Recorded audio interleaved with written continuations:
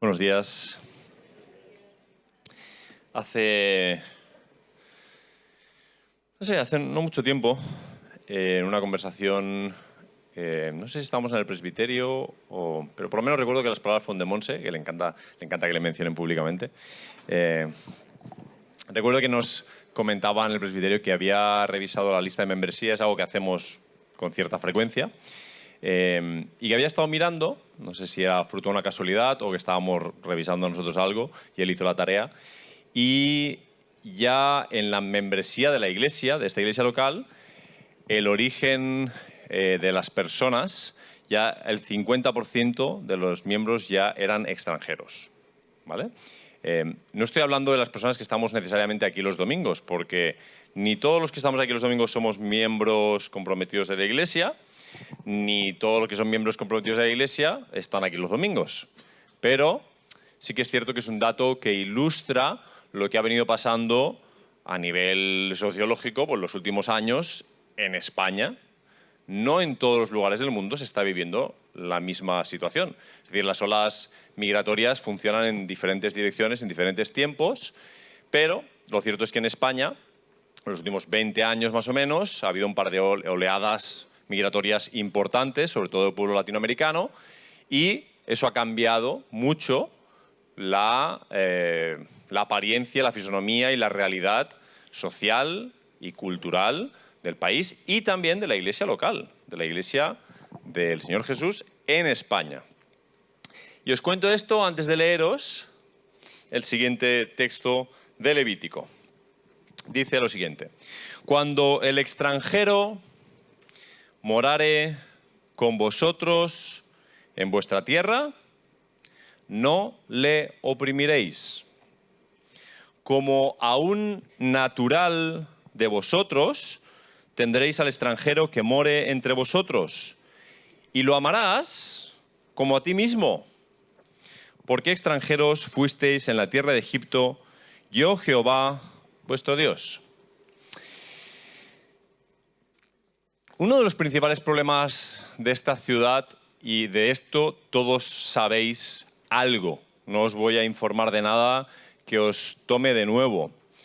Todos habéis oído algo o habéis experimentado algo. Uno de los principales problemas que tiene esta ciudad actualmente es el problema de la vivienda. Y hay explicaciones socioeconómicas que ilustran, mucho mejor de lo que yo podría hacer, qué está pasando con la vivienda en la isla, pero sobre todo en esta ciudad.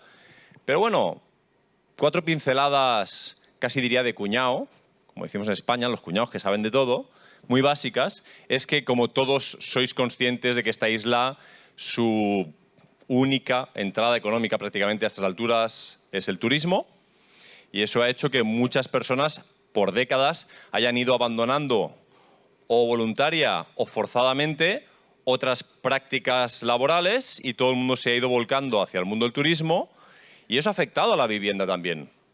Porque si tú tenías una vivienda o la tienes, a día de hoy tienes varias opciones. Antes tenías solo una, vivir en ella o alquilarla. Era tuya y tú la usabas o lo usaba alguien y te daba un dinero por ello. Pero a día de hoy las viviendas se han convertido en un gran negocio y es mucho más rentable económicamente, si tienes una vivienda, meterte en algún tipo de negocio para el turismo y sacar un dinero mucho más alto por una semana o un mes en tiempos de bonanza y de vacaciones, que tener a lo mejor a una familia viviendo todo el año en esa vivienda.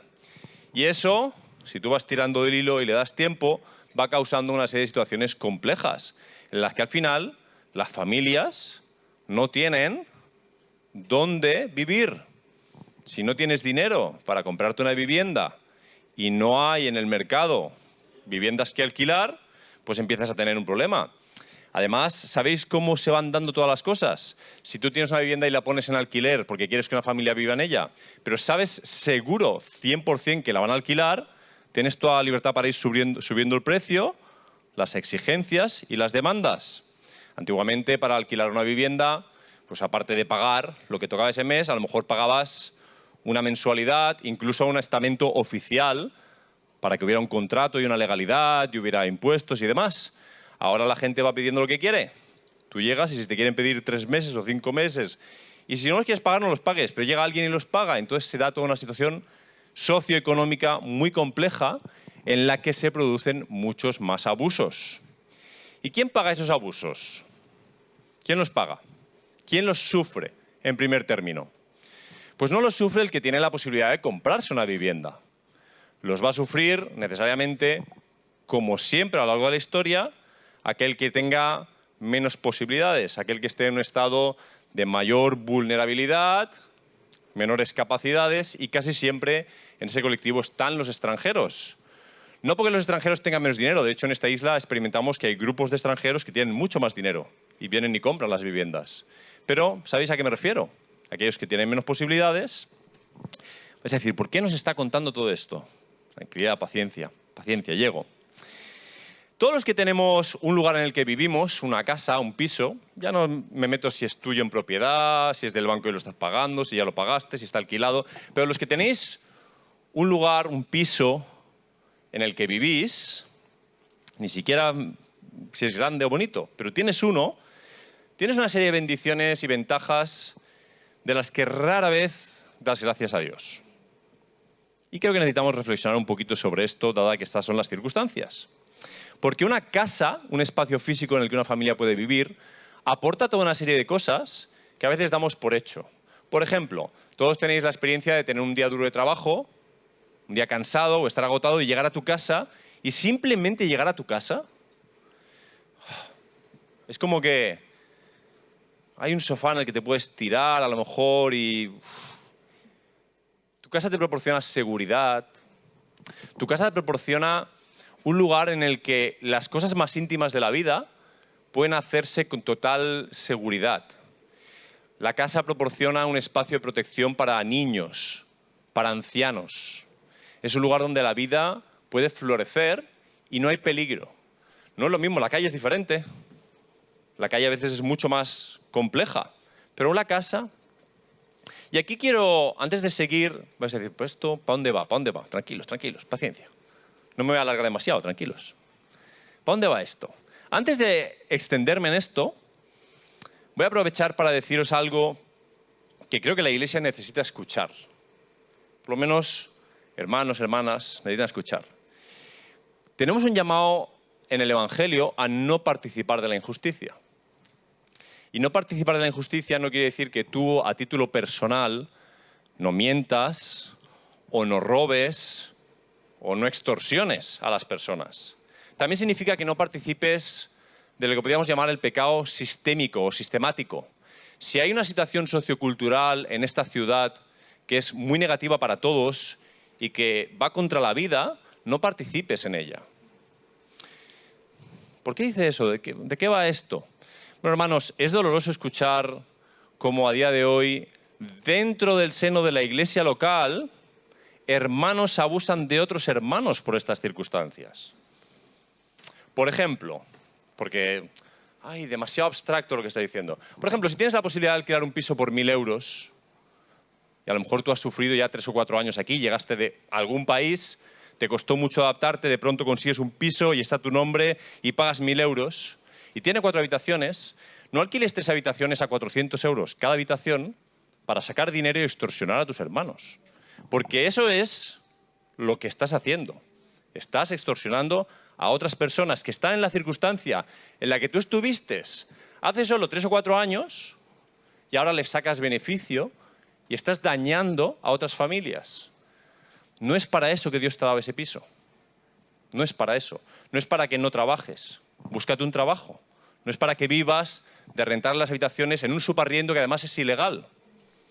Por favor, estamos llamados como cristianos a no participar del mal, a no participar de la injusticia. Y todos pasamos situaciones difíciles, que el Señor nos dé sabiduría para saber cómo navegar situaciones complejas. No busco acusar a nadie, busco proclamar lo que la verdad del Evangelio dice y que cada uno se ajuste y ayude.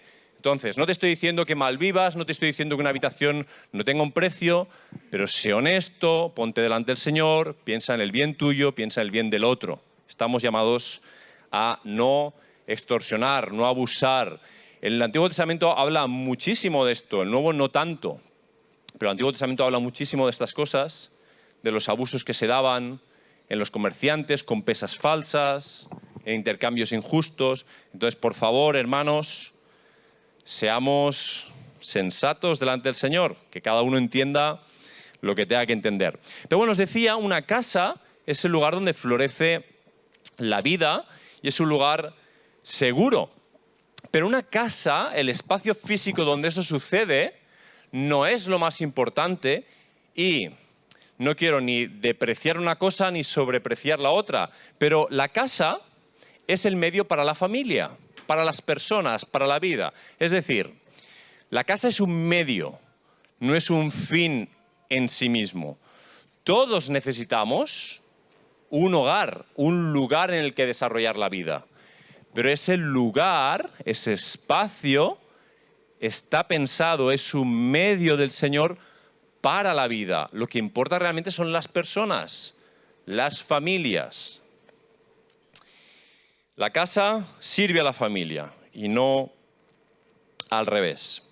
Y bueno, nosotros somos una iglesia local y en el contexto de la iglesia local, en el nombre del Señor, tenemos que hacer lo posible por ayudarnos unos a otros y combatir, como os decía, toda injusticia que se vea en nuestro entorno. Y aunque nos gustaría probablemente hacer más cosas de las que hacemos, la iglesia local, como grupo de familias en la fe y como una familia en la fe, no puede proveer, ni proveerá, porque no puede, de la necesidad puntual que cada persona o cada familia tenga de estas realidades de las que todos participamos. Es decir, es natural que entre nosotros intentemos ayudarnos todo lo que podamos y hagamos todo lo que esté en nuestra mano hacer. Pero no esperes ni que la iglesia local ni que los hermanos de la iglesia local solventen tus situaciones personales. Este es el entorno, esta es la familia en la que muchas veces vas a contactar con la persona apropiada, vas a conocer una situación que no conocías o vas a recibir una ayuda que tú mismo no podías. Pero tengamos sensatez en estos asuntos. Sobre estas cosas, os voy a leer un texto en Mateo 25, un texto que está en el contexto de una cuestión escatológica, una cuestión que habla de los últimos tiempos. Pero dice lo siguiente el texto, en Mateo 25, desde el 34, dice: entonces el rey dirá a los de su derecha: venid, benditos de mi Padre, heredad del reino preparado para vosotros desde la fundación del mundo. Fijaos lo que va a decir ahora. ¿Por qué? Heredad el reino preparado para vosotros desde la fundación del mundo. ¿Por qué? Tuve hambre y me disteis de comer. Tuve sed y me disteis de beber. Fui forastero y me recibisteis. Estaba desnudo y me vestisteis. Enfermo y me visitasteis. En la cárcel y vinisteis a mí. Entonces los justos le responderán, diciendo: Señor, ¿cuándo te vimos hambriento, te dimos de comer, o sediento, te dimos de beber? ¿Cuándo te vimos como forastero, te recibimos, desnudo, te vestimos? ¿Cuándo te vimos enfermo o en la cárcel y vinimos a ti? Y respondiendo el rey les dirá: en verdad os digo que cuando lo hicisteis a uno de estos hermanos míos, a uno de los más pequeños, a mí me lo hicisteis. El Señor Jesús nos está diciendo que cuando ponemos nuestra vida, nuestras fuerzas, nuestros dones, nuestro bolsillo, nuestra inteligencia, lo que sea, cuando ponemos nuestra vida por cualquiera de nuestros hermanos, para Él lo que estamos haciendo es poner la vida por Él. Jesús no tiene ninguna deuda con un banco, no necesita una casa, no necesita comprarse una mansión. Él es dueño de absolutamente todo. El Señor nos está diciendo que cuando nos servimos los unos a los otros, cuando nos acogemos los unos a los otros, abriendo nuestro corazón, nuestras manos, nuestras casas, se lo estamos haciendo a Él mismo. Y creo que es un principio que nos puede ayudar a entender cómo movernos entre nosotros. Algunas cuestiones prácticas que pueden salir de estos textos o de estas ideas son... Os digo cuatro muy básicas, concretas, prácticas. Número 1, deja de participar en la injusticia. Evalúate de nuevo. En España hay cosas que necesitamos decirnos una y otra vez y no aceptar que están bien porque son culturalmente habituales, y si hay que decirlas una y mil veces, hagámoslo. No está bien, toda la economía B, toda la economía en negro, no está bien. Sí, la sociedad fomenta todo eso, pero en lo que esté de nuestra parte, hagamos las cosas bien delante del Señor. Seamos justos con lo que estamos haciendo en el nombre del Señor. No dejemos que se deslice la inmoralidad o la injusticia. Todo el mundo lo hace. Tenemos argumentación. No participes en la injusticia. No participes en ella. Segunda cosa práctica. Los recursos económicos que tú tienes, ¿para qué te los ha dado Dios? Porque hemos entrado en un estado, las familias, las personas, en un estado del bienestar, de la sociedad, en el que todo lo que gano es simplemente lo gano para mí, para mi familia. Mi provisión es para lo mío, ¿no? Y no estoy diciendo que sea incorrecto, lo que estoy diciendo es que hay que tener más perspectiva. Hay que tener una perspectiva más amplia.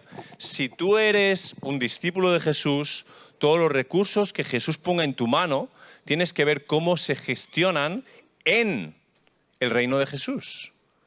Y el reino de Jesús trasciende, va más allá que tus familiares inmediatos. Pues claro, la Biblia es clara y si tú no provees para los de tu casa en primer lugar, dice la Biblia que eres peor que un incrédulo. Pues claro que dice eso la Escritura, pero no dice que solo proveas para los de tu hogar. Y si los recursos que tienes, el Señor te los está dando para que puedas bendecir y ayudar a más personas, a otras personas de otras maneras, quizás necesitamos pensar más en estas cosas. Que acogernos va más allá, tiene que ver con más cosas. O una tercera cosa, la hospitalidad.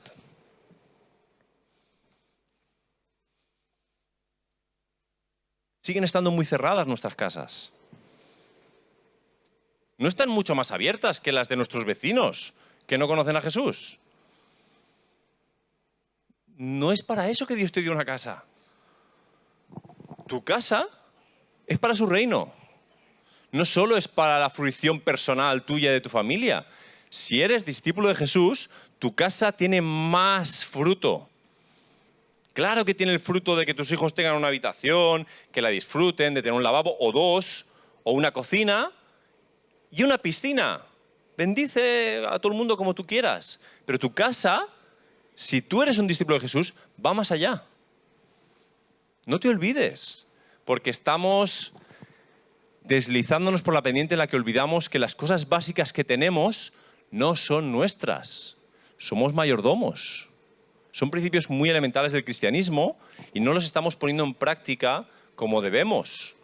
Entonces es un llamado, este mensaje es un llamado con el de la semana que viene, pasada y el de la semana que viene, a ciertas cosas que la Iglesia ahora mismo, en este país y en esta ciudad, necesita recordar y necesita practicar. Deja de participar en justicia, piensa en la hospitalidad, cómo con lo que tengo puedo ayudar, piensa en cómo tus recursos económicos pueden bendecir a otros y piensa, sobre todo, cómo puedes amar a otros. ¿Te recuerdo el texto de Levítico? Levítico, ¿eh? No, un libro duro, Levítico. Pero el Levítico, justamente, es lo que cita Jesús cuando dice que el mandamiento principal es amar a Dios, eso es de Deuteronomio, y luego dice amar al prójimo. Eso viene de Levítico. Y Levítico es el que dice también que al extranjero lo tengas como un natural. Es justo lo contrario a lo que a veces hacemos en la hospitalidad. O sea, ¿cómo es una buena hospitalidad? Una buena hospitalidad no es la que te hace sentirte como alguien que no pertenece a la casa. Una buena hospitalidad es la que hace que te sientas como si estuvieras en casa, ¿no? Eso no es. ¿Cómo te sientes tú más cómodo en la casa de otros? Cuando estás relajado, lo más relajado posible, cuando te hacen sentir que estás en tu casa. No cuando te están remarcando que eres una visita, aunque te traten muy bien, pero que eres una visita y que no perteneces al lugar. ¿Para dónde va todo esto? No sé, yo también me estoy preguntando toda la semana para dónde va todo esto. Pero fijaos lo siguiente. Algunos podrían pensar que este mensaje es para los que tienen. como si lees superficialmente Santiago. Santiago parece que le da mucha caña a los ricos. Pero si tú lees con cuidado el libro de Santiago, Santiago menciona cosas a los ricos, pero el mensaje es para todos. Yo creo que este mensaje es para toda la Iglesia de Jesús. O sea, si tú estás escuchando este mensaje, tienes 4 perras en el bolsillo y dices, por fin alguien le dice a los que tienen las 4 perras que yo no tengo lo que tienen. No estás entendiendo el mensaje. Este mensaje es para toda la Iglesia de Jesús.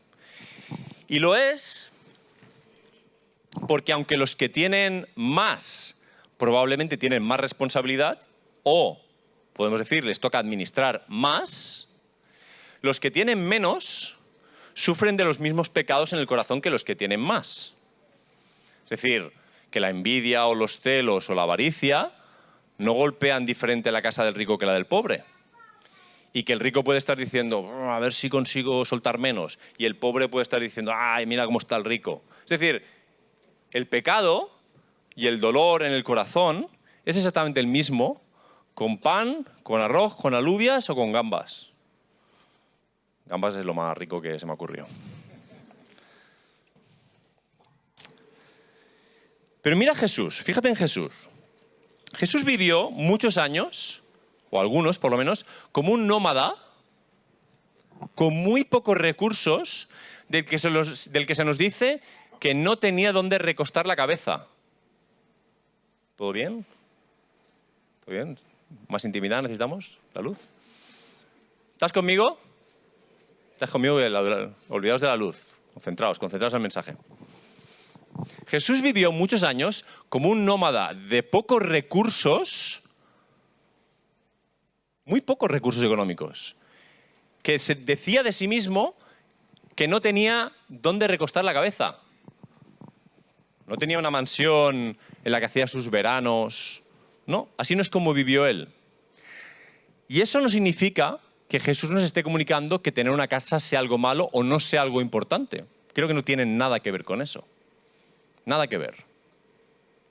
Lo que nos está comunicando seguro es que no es lo más importante, que no es un objetivo final en la vida, que no perdamos la cabeza por ello.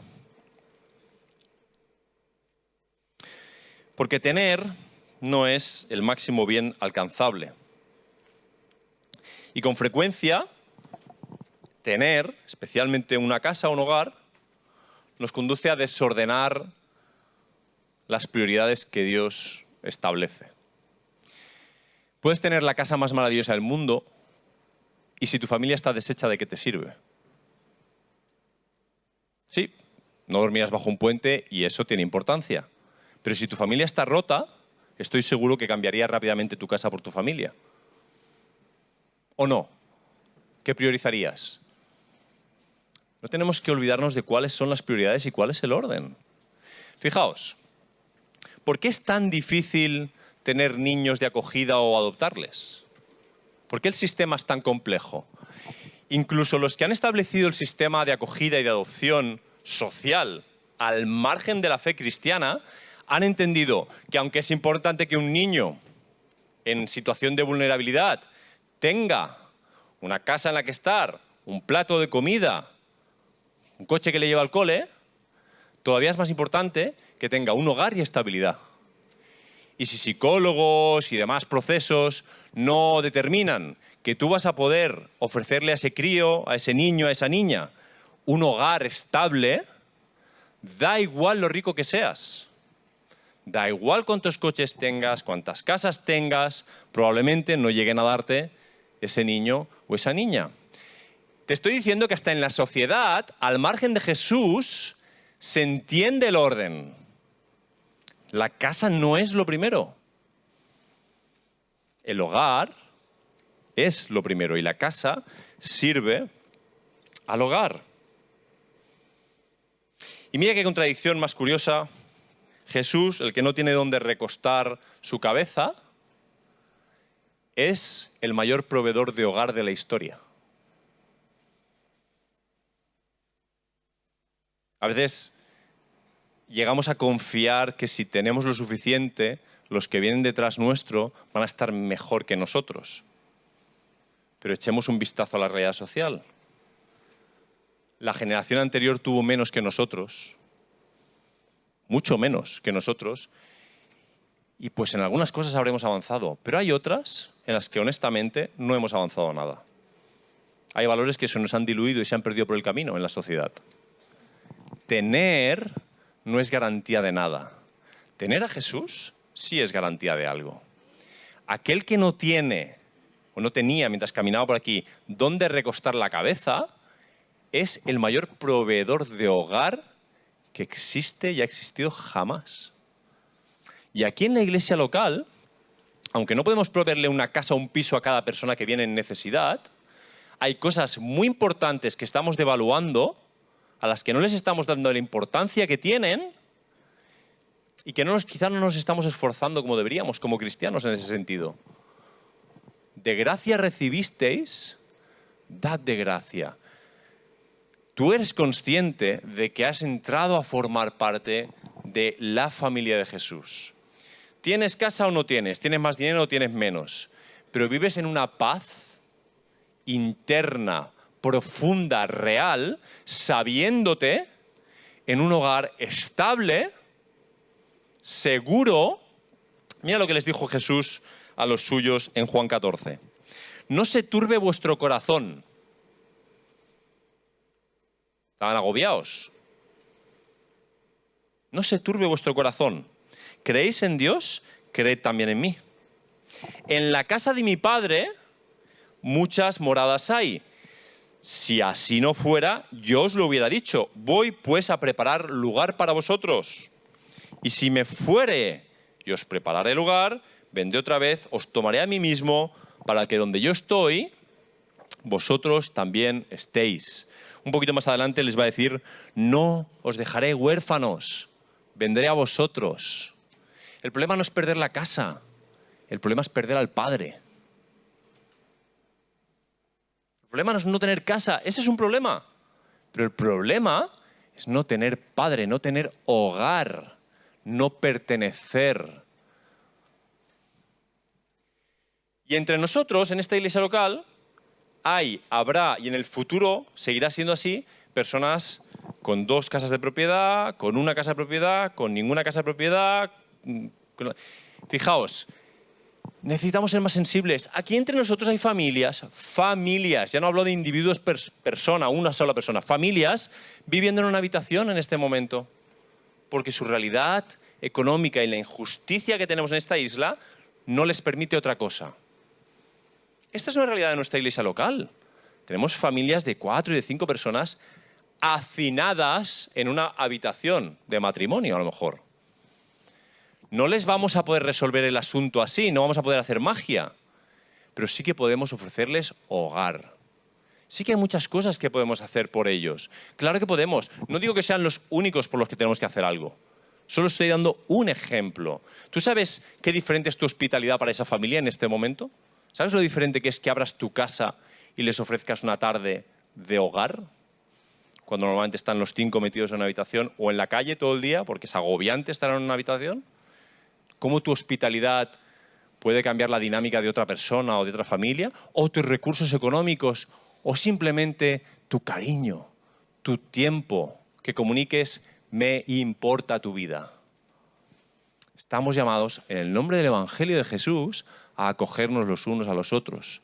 Y eso no significa necesariamente que tengas que meter a alguien en tu casa para que viva todo el tiempo. No, es complejo, no es un tema sencillo. No estoy pretendiendo dar soluciones fáciles. Estoy diciendo, hay que romperse más el coco y abrir más el corazón en estos temas. Es importante, tenemos que acogernos. Las personas llegan y tenemos que acogernos. Pero esto, como os decía, no va en una sola dirección. Yo he aprendido mucho de una frase de Pablo, cuando Pablo hablaba a la iglesia en Tesalónica, que te quiero leer ese versículo, porque me marcó mucho.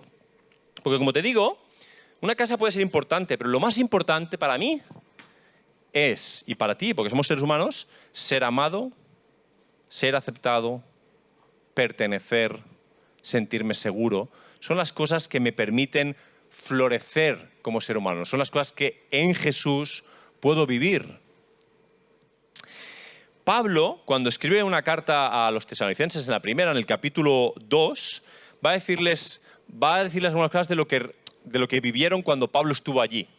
Y les dice, Estoy leyendo 1 Tesalonicenses 2, 7 y 8. Dice, habla de él y de los que estaban con él. Dice, antes fuimos, Pablo y sus compañeros, fuimos tiernos con vosotros, como la nodriza que cuida con ternura a sus propios hijos. Yo creo que está buscando la imagen de la máxima ternura posible. Es decir, una nodriza que se dedica a cuidar hijos suelen ser personas tiernas, ¿no? Que tratan con lo vulnerable. Pues imagínatela cuidando a sus propios hijos, ¿no? Como en el extremo de toda la ternura de la que es capaz. Tan grande es nuestro afecto por vosotros que hubiéramos querido entregaros no solo el Evangelio de Dios, sino también nuestras vidas. Porque, y esa es la frase que a mí más me ha ayudado, porque habéis llegado a ser muy queridos. Habéis llegado a sernos muy queridos. ¿Qué quiere decir? ¿Qué escuchas tú cuando oyes la frase habéis llegado a ser? ¿Qué es lo que estás escuchando?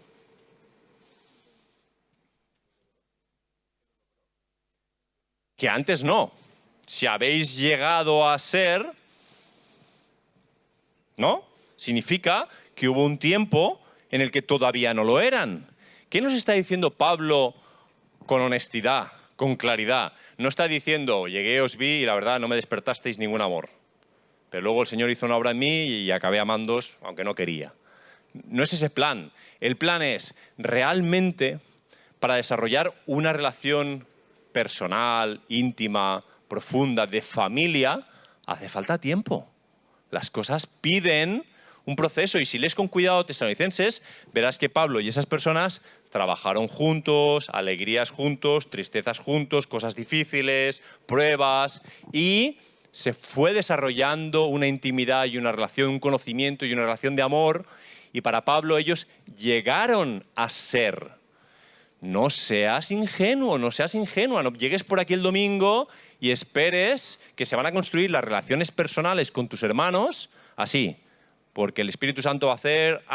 No, tienes que ponerte a trabajar con tus hermanos, a llorar y a reír con tus hermanos, rozarte con ellos, conocerles, entenderles, vivir unos con otros. Si hacemos eso en el nombre del Señor, lo que va a pasar genuinamente, porque el Espíritu Santo hace su obra, es que unos a otros llegaremos a ser muy queridos. Me involucro en tu vida, tú en la mía. Llega un punto en el que es genuino. Si hasta cuando nace un niño que es de tu propia sangre, hay un amor nuevo que tú descubres cuando tienes un hijo, pero se tiene que ir desarrollando. Es decir, tú vas aprendiendo a amar a ese niño o a esa niña que no conocías. Se va desarrollando. Entendamos esto. Para acogernos unos a otros, tenemos que involucrarnos unos con otros. No va a pasar por arte de magia.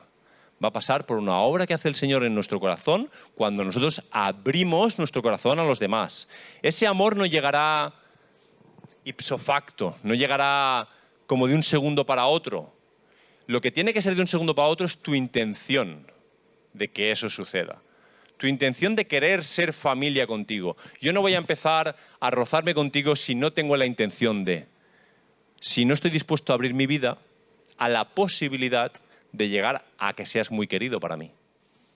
Me puedo mantener a mi distancia y tratarte bien religiosamente como un hermano que tiene el mismo credo que yo o algo así y pasa por alguna de las mismas sillas del templo que yo. Pero ese no es el punto del Evangelio. Esa no es la manera. El Evangelio nos está invitando a acogernos los unos a los otros. Este texto de Primera Tesalonicenses para mí tiene 3 puntos importantes. Os los recuerdo. Número 1, os recuerdo o los subrayo. Es bidireccional. ¿Quién suele acoger? ¿El que llega o el que está? El que está, ¿no? Parece lo natural. Pero en este texto resulta que el que se da a otros y llega a ser como un padre para otros y recibe a otros es Pablo, que es el que llega. Te decía, este no es un mensaje para los que tienen. No, Pablo llegó y lo único que tenía era el Evangelio. Todo lo que se necesita. Él llegó con el Evangelio y fue un acogedor de personas que ya vivían en el lugar. Por lo tanto, si tú eres un extranjero que ha llegado aquí y estás escuchando este mensaje acomodándote como, pues que me reciban, que los mallorquines y los españoles hagan por mí, me reciban. No, no estás entendiendo. Si tú has recibido el Evangelio, tú acoge. Tú tienes todo lo que se puede tener. Si tienes el Evangelio, acoge a las personas. Esto no es algo sociocultural, esto va más allá. El Evangelio es una acogida completa de la vida del otro. Es un hacerme parte de la vida del otro, es hacerle parte de mi vida. Porque ya no vivo yo. Ya no vivo yo. Eso lo cambia todo. Es bidireccional. Nos toca a todos, mallorquines, forasters, estrangers, nos toca a todos superar nuestras nostalgias. Y cada uno tiene las suyas. Algunos sienten nostalgia de la cumbia o de, yo qué sé, tú sabrás de qué tienes nostalgia o de cómo eran las cosas allí o allá. Y otros las tienen aquí, sus nostalgias, de cómo eran las cosas antes de que llegara la cumbia.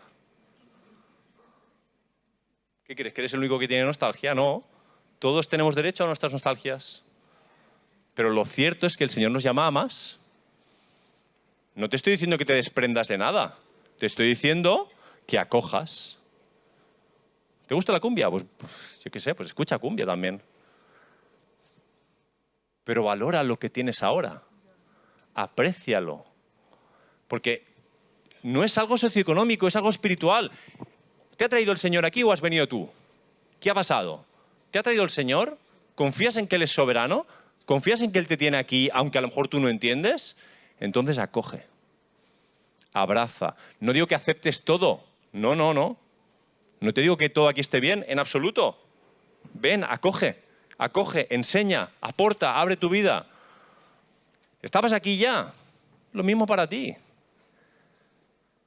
Lo de antes no era perfecto, lo de ahora tampoco, lo de mañana tampoco lo será. No tiene nada que ver con todo eso. Tiene que ver con abrir mi corazón y abrir mi vida a los demás.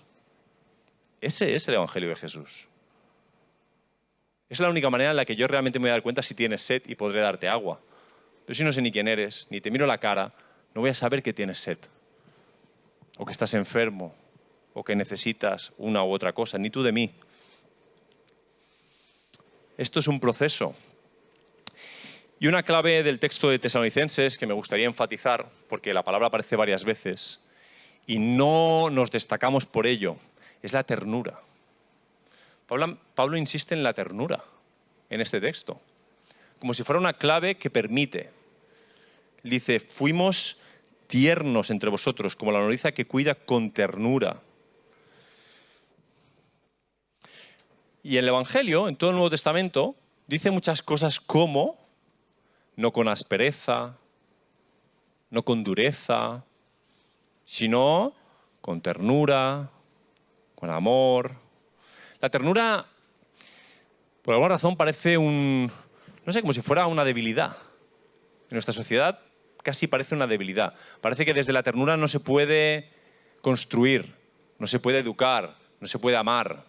Pero Pablo lo que nos está diciendo en el texto es que es precisamente desde la ternura que llegó ese proceso de conocimiento mutuo y de amor y de llegar a ser tan queridos unos a otros. Entonces, nos hace falta, creo, una práctica mucho más profunda de la ternura los unos con los otros. Tenemos que bajar las defensas. ¿Sabéis esos temores que tenemos de que si soy tierno por defecto me van a engañar, me van a abusar, se van a aprovechar de mí? Bueno, si tú quieres ser tierno por amor al Evangelio, por amor a la otra persona, que abusen lo que quieran. Ya está. ¿Tú crees que las personas que se desarrollan de esa manera pierden el criterio intelectual y no se dan cuenta de que alguien está queriendo abusar y tal? No, simplemente no es un valor tan importante. Cuando tú eres una persona madura y alguien que es más inmaduro, que no tiene una maldad, simplemente es más inmaduro y está intentando sacar lo suyo y está ahí por ahí rascando por tu vida a ver qué saca, dáselo. No pasa nada. Tú eres suficientemente maduro para entender lo que está pasando. Dáselo, sigue extendiendo tu mano, tu capa, segunda milla. Salvo que lo contrario sirva como un gesto de amor y ternura, da, entrega. ¿Cuándo te ha faltado algo? ¿Cuándo el Señor te ha dejado tirado? ¿Cuándo te dejó tirado el Señor? Por abrir tu mano a los demás. Vamos a acabar esta predicación, este mensaje, con una dinámica de las que a algunos les encantan, os fascinan. Pero yo ya vengo avisando por semanas y semanas que voy a insistir y voy a insistir y voy a insistir, porque es imposible abrir el corazón a alguien si no le abres ni la boca. Si no hablas con el de al lado, ¿cómo vas a abrir tu corazón al de al lado? Es imposible. Entonces, si no te gusta la dinámica, me sabe mal. Me sabe mal. Pero en parte creo que no estás entendiendo. Que puede que te dé vergüenza, que puede que a ti te cueste socializar, que puede que no sé qué. Tienes tus razones, no las devalúo. Te digo, no son suficientes. No estoy devaluando esas razones, estoy diciendo que hay razones mucho mayores para romper esas barreras y hacer algo al respecto. ¿Cómo vas a proclamar el Evangelio de Jesucristo a las naciones? No, las naciones son desconocidas, no las conozco, no me puedo relacionar con ellas. Soy muy tímido, ¿vale? ¿Entiendes? Hay que poner cada cosa en su lugar. Cada uno tiene su personalidad y sus dificultades. El Señor nos llama a cosas. Entonces, os voy a pedir que por familias, si estás solo o sola, pues tú eres tu familia. Pum, familia de 1. ¿Estáis en matrimonio? 2. ¿Matrimonio con hijo? 3. 2 matrimonios que son 2 hermanos con sus esposas, los 4, la familia junta, ¿vale? Familia con otra familia a la que no conozcas. Tiempo. No voy a decir lo que vamos a hacer hasta que estéis juntos. Venga, va. Juntaos y luego explico lo que vamos a hacer. Busca otra familia. Josué, busca a tu esposa. Busca otra familia, te sientas con esa familia. Y os digo lo que hacemos. No seáis tímidos. Os voy a mirar, os veo a todos desde aquí. Busca a alguien que no conozcas.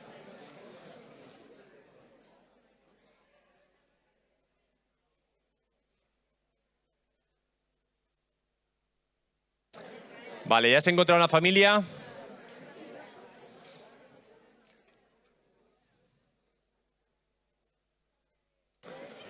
¿Me permitís que os explique qué hacemos? ¿Sí? ¿Me dais un segundo?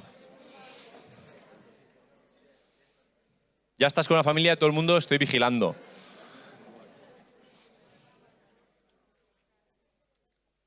¿Os explico? ¿Me dejáis un segundo? Que si alguien no se entera luego no sabrá qué es lo que hay que hacer. Muy sencillo, tengo una pregunta que me gustaría que os hicierais unos a otros con honestidad, y es una oportunidad para expresar virtudes y carencias de nuestra realidad, acogiéndonos unos a otros. Me gustaría que le preguntaras a la otra familia con la que estás si se sienten acogidos en la iglesia local o si se sintieron acogidos cuando llegaron, y que os compartáis la experiencia, que escuches cuál ha sido la experiencia de la otra familia al llegar, qué ha sido maravilloso, qué no lo ha sido tanto, lo que sea. Esa es una pregunta que te haces con la otra persona, ¿sí? Y la segunda cosa, me gustaría que oraras por los otros. Que oraras, que en nombre de Jesús le pidieras a Dios por estas personas. Es un pasito de acercarme a otros, ¿vale? Es sencillo. Oye, ¿os habéis sentido acogidos al llegar? ¿Qué ha funcionado bien para vosotros? ¿Qué os ha hecho integraros o qué no? ¿Qué dificultades habéis tenido o estáis teniendo todavía? Y escucharlas. No hay que justificar nada, simplemente es escuchar la experiencia de otra persona y oramos unos por otros. ¿Os parece? Venga.